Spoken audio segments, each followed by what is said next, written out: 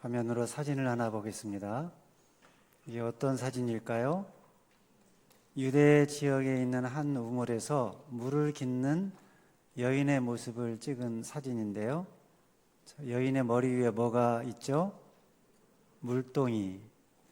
요즘에는 우리나라에서는 저렇게 물동이에 물을 깃는 사람이 거의 잘 없죠. 그런데 유대 지역은 물이 귀한 지역이라 그리고 지금처럼 수도 시설이 되어 있지 않은 때에는 저렇게 먼 곳에 우물에 가서 물동이에 물을 이고 오는 여인들이 많이 있었는데요. 오늘 본문에 나오는 사마리아 여인도 그렇게 우물에서 물을 깃습니다. 물동이로. 이 여인에게 물동이는 육신의 갈증을 해가시켜줄 소중한 필수품이면서 동시에 12시에 물을 길러 나왔으니 사람들의 눈을 피해서 소외됨 그리고 부끄러움의 상징인 그런 도구가 물동이였습니다. 그런데 그런 물동이를 오늘 본문 28절에 보면 이 여인이 버려두고 갔다라고 기록하고 있습니다. 여자가 물동이를 버려두고 동네에 들어가서 그랬죠. 왜 물동이를 버려두었을까? 왜 물동이를 버려두었다는 이 표현을 성경에 기록한 것일까요? 성경에 나오는 표현들은, 기록들은 그 어느 하나도 우연히 저절로 쓴 것이 아니라 다 의미가 있습니다. 4절에 예수님이 사마리아로 통과하여야 하겠는지라 라고 하신 표현도 분명한 의미가 있다고 지난 시간에 배웠죠. 그리고 8절 말씀에 보면 제자들이 음식을 사러 동네에 들어가서 없다는 표현도 다 의미가 있습니다. 왜냐하면 예수님이 사마리아 여인과 독대함으로 그녀에게 복음을 전함으로 그녀가 복음을 받고 영생을 얻을 기회를 얻게 하기 위해서 그리고 진정 제자들에게 복음이 무엇인지를 알려주기 위한 의도가 깔려 있다고 볼 수 있습니다. 자, 그렇다면 사마리아 여인이 물동이를 버려두고 갔다는 것은 어떤 의미가 있을까요?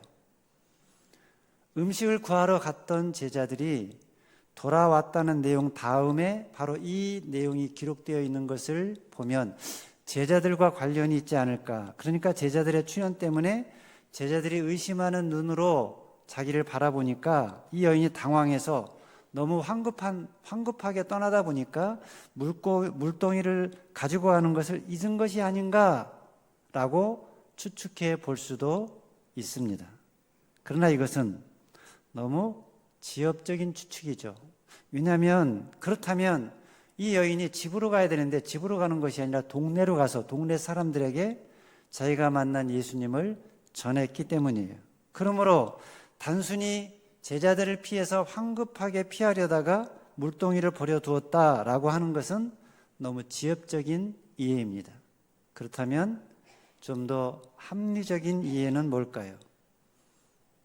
이 여인이 물동이를 두고 간 이유, 버려두고 간 이유, 육신의 갈증을 채워주는 것보다, 육신의 갈증을 채워주는 물보다 영혼의 갈증을 채워주는 영생의 물을 더 중요하게 여겼기 때문이라는 것입니다.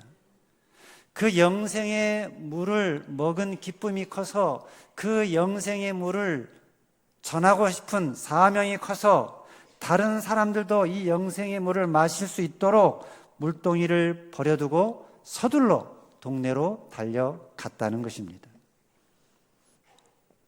타는 듯한 목마름을 해결시켜주는 소중한 물동이, 그 물동이를 버려두었다는 것, 물동이보다, 육신의 갈증을 채우는 물동이보다 더 중요한 영혼의 갈증을 채워주는 분을 만났기 때문이라는 거예요. 세상의 우물이 결코 해결시켜 줄 수 없는 인생의 근본적인 근원적인 갈급함을 해결시켜준 예수 그리스도를 만났기 때문이라는 거예요. 이 물을 마시는 자마다 다시 목마르려니와 내가 주는 물을 마시는 자는 영원히 목마르지 아니하리라.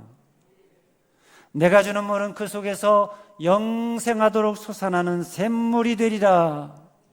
주여 그런 물을 나로 마시게 하옵소서. 그래서 다시는 이곳으로 물길로 오지도 않게 하옵소서. 내가 그니라. 내가 그 물이니라. 한 번 마시면 영원히 목마르지 않는 물, 그 속에서 영생하도록 솟아나는 샘물, 내가 그 샘물이니라. 영원한 샘물이신 예수님, 그 예수님을 만난 사마리아 여인은 그래서 육신의 갈증을 채워주는 물동이를 버려두고 갔다는 거예요. 진정 예수를 만난 자는 더 이상 육신의 갈증을 해결시켜주는 일에 목매달지 않는다는 것입니다. 오늘날 육신의 갈증을 해결하기 위해서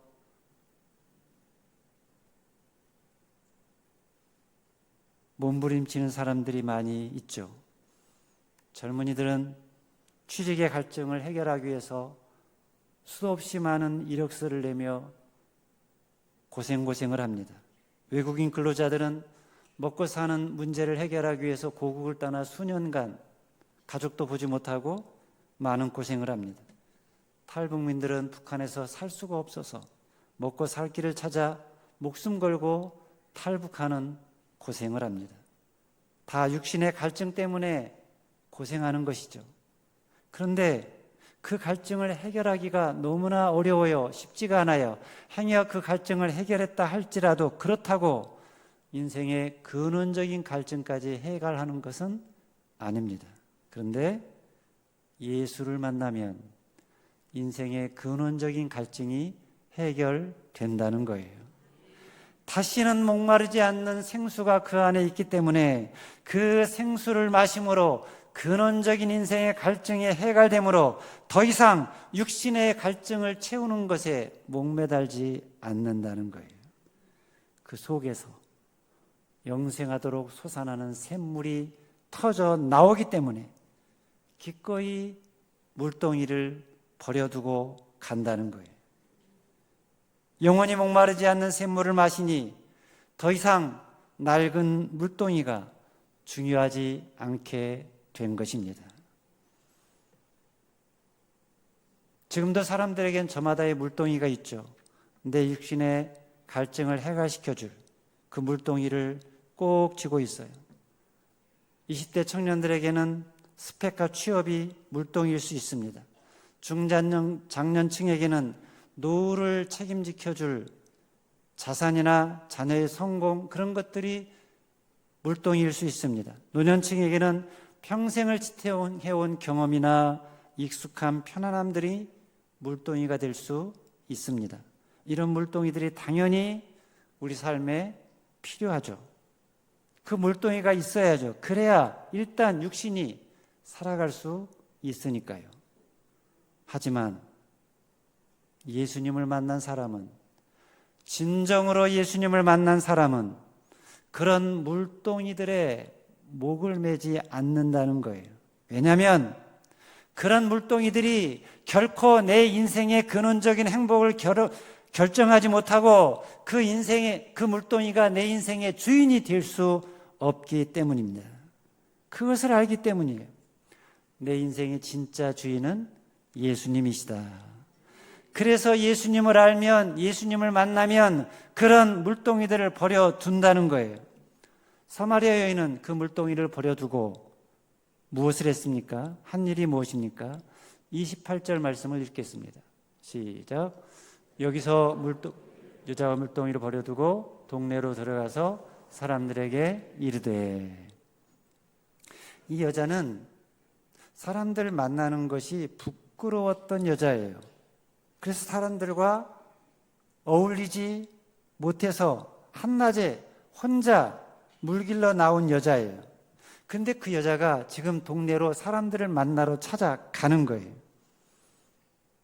아담과 하와는 선악과를 따먹고 난 후에 동산 나무 뒤로 숨었는데, 그런데 이 여자는 더 이상 숨지 않아요. 숨지 않고 피하지 않고 사람들을 만나러 동네로 들어갑니다. 여러분, 이 여자가 물동이를 버려두고 들어간 동네는 어떤 동네입니까? 어떤 곳입니까? 어떤 사람들이 있는 곳입니까? 이 여인이 만나기를 꺼려하는 사람들이 모여 있는 곳이에요. 그 사람들 앞에 이 여인은 그동안 무시를 당했어요. 소외되었어요.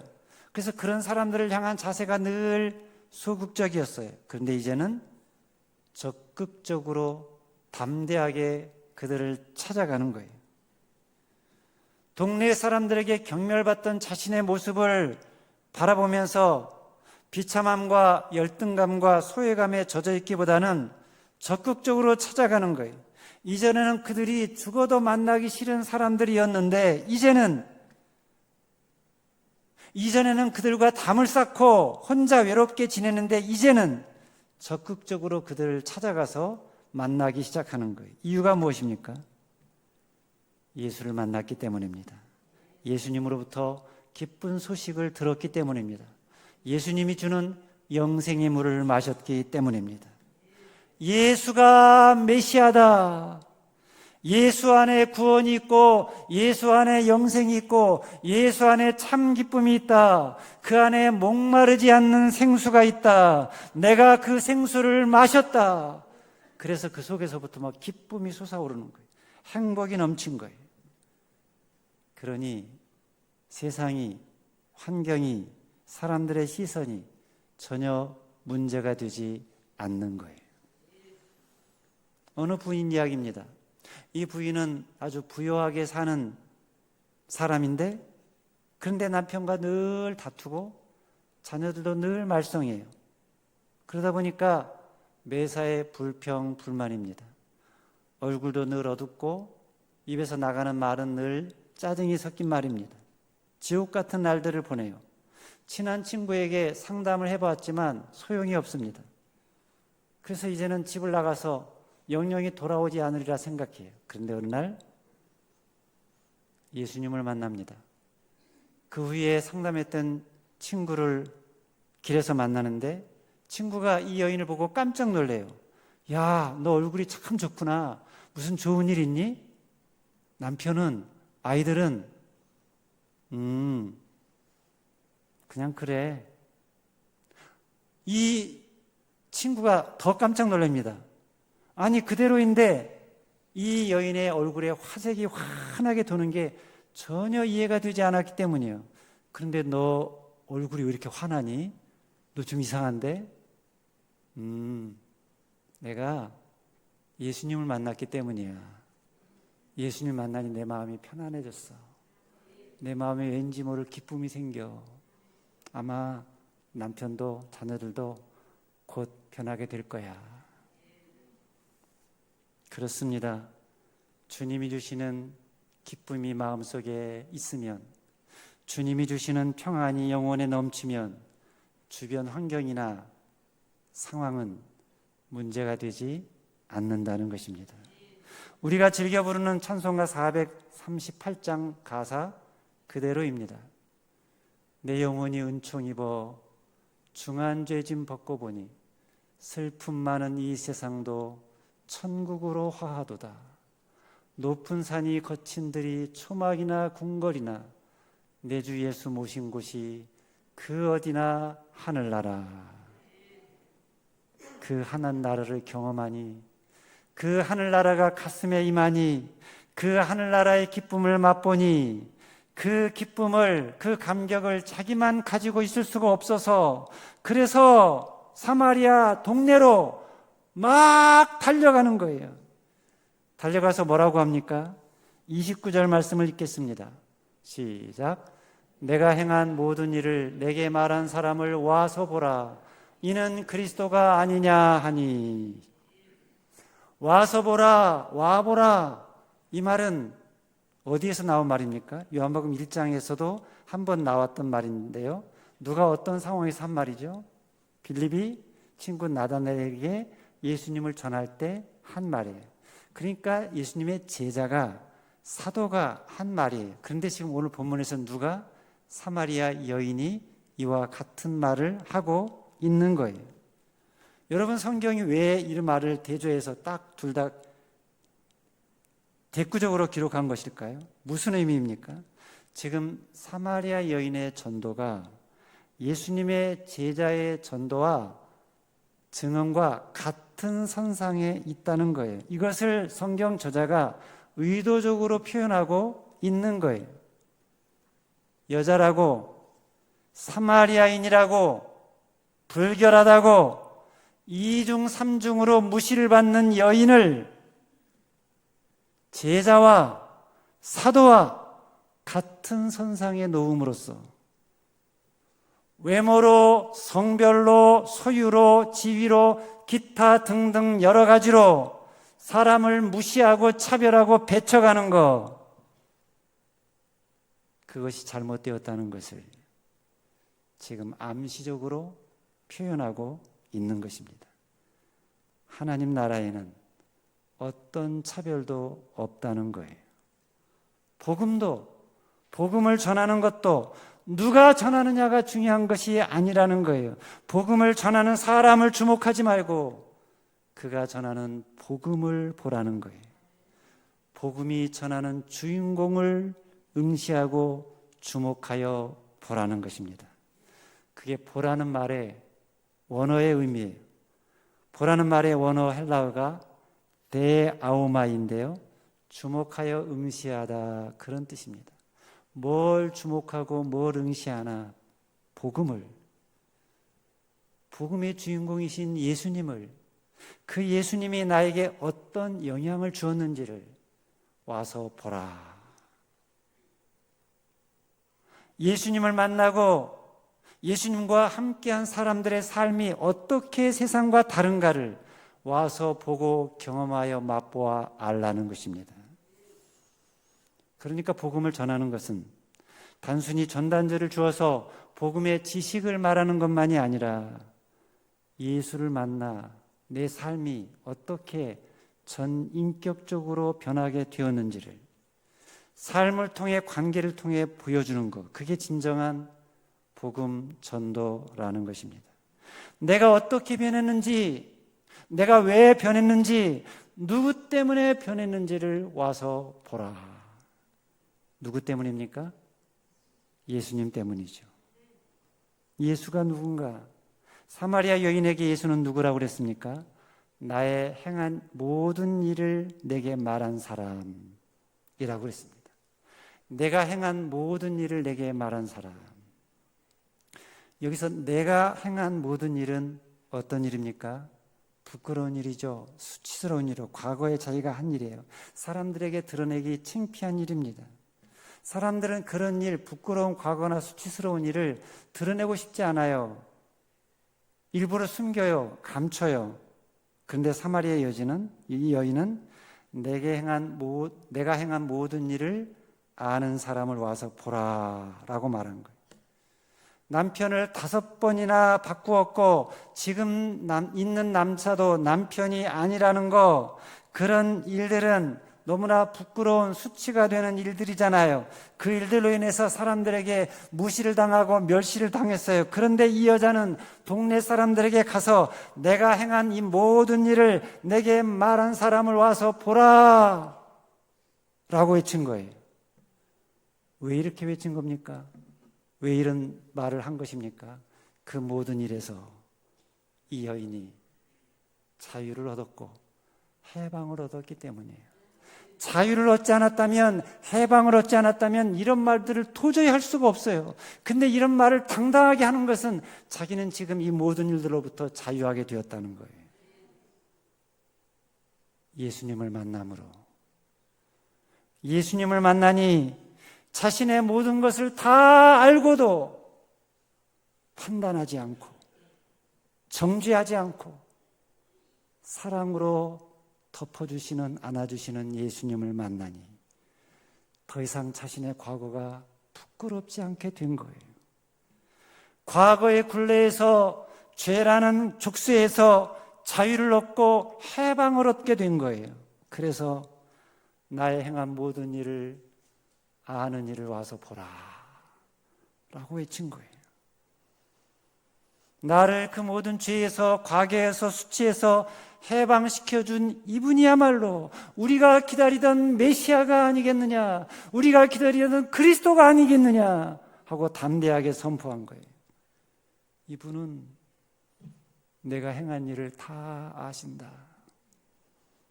나를 만난 적도 없는데 나를 다 아신다. 내가 남편을 5번이나 바꾸고 지금 있는 남자도 남편이 아니라는 것을 다 아신다. 내 목마름과 내 인생의 갈급함을 아신다. 그러니 이분이야말로 메시아가 아니냐, 그리스도가 아니냐. 시편 139편 2절로 4절 말씀을 보면 주께서 내가 앉고 일어섬을 아시고 멀리서도 나의 생각을 밝히 아시오며 나의 모든 길과 내가 눕는 것을 살펴보셨으므로 나의 모든 행위를 익히 아시오니 여호와여 내 혀의 말을 알지 못하시는 것이 하나도 없으시니이다 그랬는데 지금 내가 만난 예수가 바로 그런 분이라는 거예요. 나의 행한 모든 일을 다 하시는 이분이야말로 그리스도가 아니냐, 메시아가 아니냐, 당신들도 와서 보라. 그랬더니 어떤 결과가 생겼습니까? 수많은 사람들이 그녀의 말을 듣고 예수님께로 왔어요. 30절 말씀을 읽겠습니다. 시작. 그들이 동네에서 나와 예수께로 오더라. 39절도 이어서 읽겠습니다. 시작. 여자의 말이 내가 행한 모든 것을 그가 내게 말하였다 증언하므로 그 동네 중에 많은 사마리아인이 예수를 믿는지라. 이 여인의 증언을 사마리아 사람들이, 동네 사람들이 다 받아들였다는 거잖아요. 여러분, 당시에는 여자의 증언은 인정이 되지 않았어요. 사람들이 받지를 않았어요. 아무리 그것이 참되다 할지라도 남자 한 명이 그것이 맞다는 것을 증언해줘야 비로소 받아들여지는 시대였어요. 신앙과 관련된 것도 마찬가지예요. 지금 이 여인이 메시아에 대한, 그 메시아가, 우리가 기다리던 메시아가 우물가에 있다는 이 증언은 엄청난 증언이에요. 그런데 동네 사람들이 이 여인의 메시아 증언을 그대로 다 받아들인 거예요. 이유가 뭘까요? 그들이 철저하게 경멸하고 상대하지도 않던 여인의 증언을 받아들일 수 있었던 것은 메시아에 대해서 증언하는 그녀의 모습이, 그녀의 표정이, 그녀의 말투가 너무나 진지했고 너무나 그 확신에 차 있었기 때문입니다. 평소에 봐왔던 여인이 아닌 거예요. 너무나 다른 거예요. 마지못해 인생을 살아가는, 숨어서 살아가는 듯하던 여인이 모습에서 생기와 활력이 넘쳐나는 것을 보면서 뭔가 일이 있구나, 진짜 만났구나 라는 믿음을 갖게 된 것이죠. 이 여인에게 이런 변화를 준 분이라면, 이런 활력과 이런 기쁨을 주신 분이라면, 이 여인이 이토록 새로운 삶을 살게 해 주신 분이라면 자기들도 틀림없이 도와줄 것이라고 믿고 예수님께로 나온 것입니다. 놀라운 것은 이 사마리아 여인은 특별한 전도 훈련을 받은 사람이 아니라는 것입니다.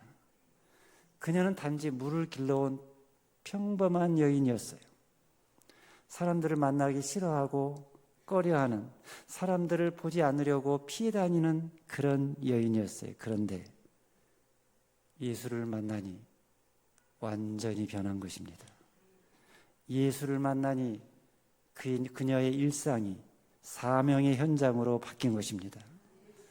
그녀의 지나온 과거가, 상처가, 아픔이 간증으로 변화된 것입니다.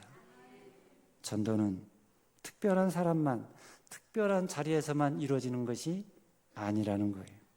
복음은 특별한 사람을 통해서만, 특별한 자리에서만 전해지는 것이 아니라 평범한 사람을 통해 평범한 자리에서, 평범한 만남 속에서도 얼마든지 이루어진다는 것입니다. 중요한 것은 진정으로 예수를 만나는 것입니다.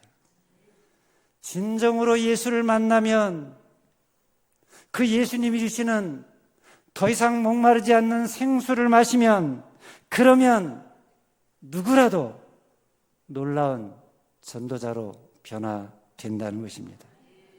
여러분, 오늘 본문에 나오는 사마리아 여인이 이토록 탁월한 전도자가 된 이유, 동네 사람들에게 인정을 받고 더 이상 사람들에게 비난을 받지 않고 칭찬을 듣게 된 이유, 동네 사람들의 영혼을 구원한 1등 공신 영웅이 된 이유, 비결이 무엇입니까? 사마리아 여인의 인생이 이렇게 역전이 된 비결이 무엇입니까? 다른 것이 아니에요. 예수를 만났기 때문입니다. 예수님을 통해서 그 속에서 목마르지 않는 생수가 터졌기 때문입니다. 만약에 이 여인이 예수님을 만나지 않았다면 이 여인은 그대로 불행하게 살다가 불행으로 인생을 마쳤을 거예요. 평생 원망하며 살다가 인생이 끝났을 거예요. 평생 사람을 피하면서 쓸쓸하게 외롭게 살다가 인생을 마감했을 것입니다. 그런데 예수님을 만남으로, 예수님이 주시는 생수를 마심으로 그녀의 인생이 변화된 거예요. 두려워하지 않고 무서워하지 않고 숨지 않고 기쁨으로 활력이 돼서 당당하게 사람들에게 나아가는 여인으로 변화된 것입니다. 이 여인만요, 누구라도 진정으로 예수를 만나면 변화된다는 거예요. 슬픔이 변하여 기쁨이 되고, 저주가 변하여 축복이 되고, 지옥이 변하여 천국이 됩니다. 어디에 있든 그 천국을 누리며 전하며 사는 자가 됩니다.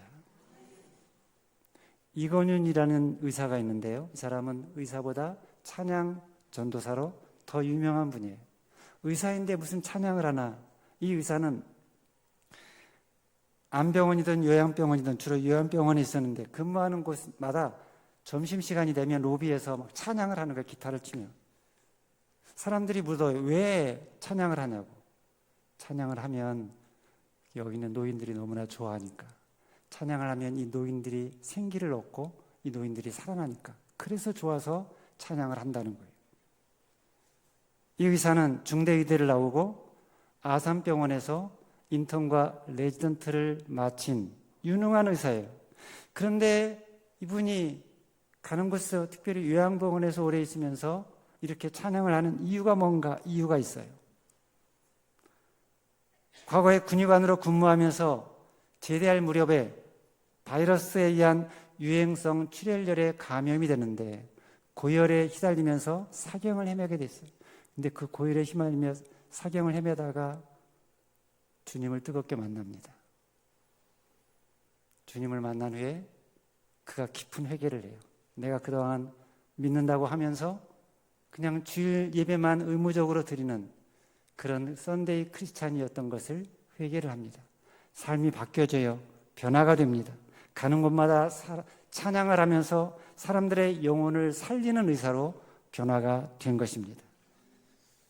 주님을 진정으로 만나니 그 삶이 변화되었다는 거예요. 이분은 의사니까 이런 변화를 경험한 거 아닐까요? 다른 사람들은, 예를 들면 창녀 같은 사람들은 이런 변화가 어렵지 않을까요? 그렇지 않습니다. 누구라도, 아무리 창녀라도 진정 예수를 만나면 그 인생이 변화됩니다.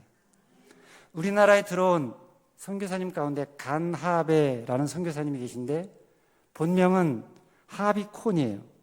1960년부터 1972년까지 한국에서 활동한 미국 정통 장로교 선교사이면서 신학자예요. 충신대학에서도 10년간 교수로 재직을 했어요. 그런데 신학 교육만 한 것이 아니라 특별히 창녀촌 전도에 헌신한 분이에요. 처음에는 창녀들이 소굴에서 벗어나게 해달라고 소극적으로 기도하다가 좀 더 적극적으로 직업도 소개해주고 교육도 받게 하는 등 여러 가지 노력을 했어요. 그런데 이상하게 시간이 지나면 다시 창녀촌으로 그 여인들이 돌아오는 거예요. 그래서 기도하는 중에 바꿨어요. 방향을, 전략을. 직접적으로 성경 말씀을 가르치고 직접적으로 복음을 전하기로, 복음을 전해들은 창녀들이 예수님을 인격적으로 만납니다. 그런 다음에 변화가 생겼어요. 한두 명씩 창녀촌을 떠나고 다시는 돌아오지 않는 거예요. 알고 봤더니 공장에도 취직하고 남의 집 가정부로도 취직하면서 거기서 기반을 잡고 살게 된 거예요. 더 이상 창녀로 이제는 살지 않겠다는 것이죠.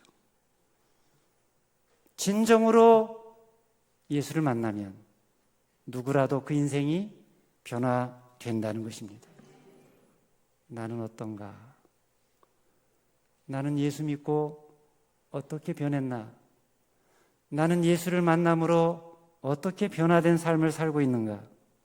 혹시 아직도 물동이를 들고 여전히 내 갈증을 채워줄 물을 구하며 살고 있지는 않는가? 아직도 여전히 사람들의 눈치나 보며 실패와 좌절감으로 사람들 만나기를 꺼려하며 불안 가운데 두려움 가운데 살고 있지는 않는가? 그렇다면 확인하시기 바랍니다. 내가 진정 예수를 만났는지, 내가 진정으로 예수를 믿는 자인지, 아니라면 다시 한번 예수를 만나고 예수님을 믿으시기 바랍니다. 믿는다고 하면서 내 안에 생수가 흐르지 않았다면 다시 예수님을 진실로 믿음으로, 진실로 만남으로 여러분 가슴 속에서도 더 이상 목마르지 않는 영원한 생수가 터져 나오게 되시기를 바랍니다. 그래서 다시 구원의 기쁨을 회복해서, 감격을 회복해서 사마리아 여인처럼 와서 보라고, 와서 보라고 당당하게 외치는 분들이 되시기를 바랍니다. 그런 차원에서 한번 따라서 해볼까요? 와보라! 여러분의 음성으로, 여러분의 가슴 속에서 나오는 말로 한번 외쳐보세요. 와서 보라! 아멘! 뭘 보라는 거예요? 어떻게 내 인생에서 생수가 터져 나오게 되었는지, 어떻게 내 가슴 속에서 기쁨이 터져 나오게 되었는지, 내 삶이 여전히 가난하고 내 삶에 여전히 병이 있고 내 삶에 경제적인 어려움이 여전히 있을지라도 예수님 때문에, 예수님을 만나니 속에서 생수가 터져서 어떻게 내가 기쁘게 행복하게 살게 되었는지를, 살고 있는지를 와서 보라, 와서 보라 당당하게 외치며 도전하며 살아가는 저와 여러분들의 삶이 되시기를 주님의 이름으로 축원합니다.